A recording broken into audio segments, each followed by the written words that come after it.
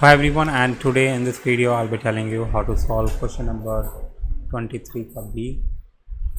The sum of first and term of an AP is represented by Sn 6n minus n square. Find the common difference.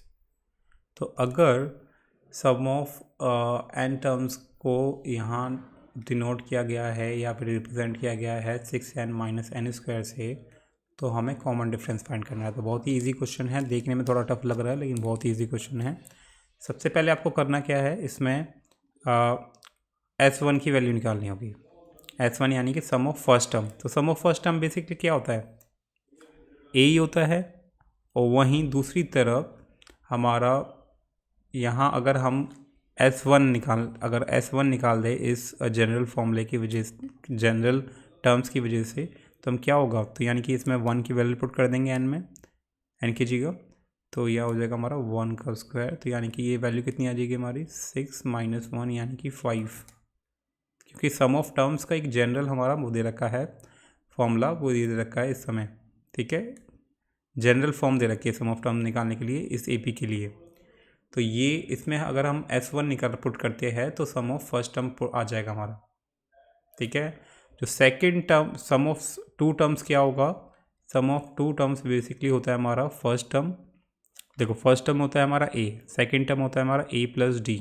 तो अगर इन दोनों को हम add कर देते हैं तो ये क्या आ जाएगा हमारा 2A प्लस D हो जाएगा।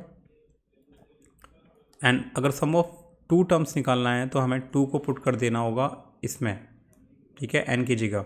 तो क्या हो जाएगा ये हमारा, तो यानी कि हो गया 6 2 12 माइनस 4, यानी कि आ गया हमारा 8। यानी कि सम ऑफ टू टर्म्स हमारा निकला है 8। और सम ऑफ टू टर्म्स जनरली होता है हमारा 2A प्लस D, होता है नहीं होता है।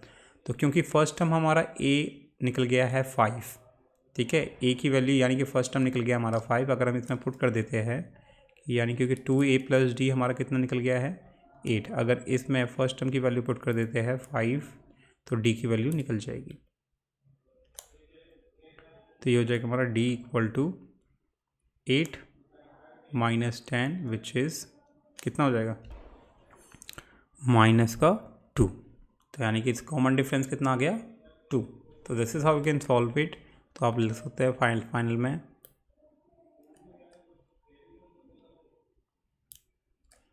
Common difference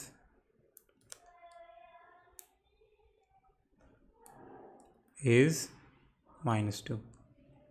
So that's how you can solve this question, guys. Hope you like it. Subscribe for more video. Till then, bye bye.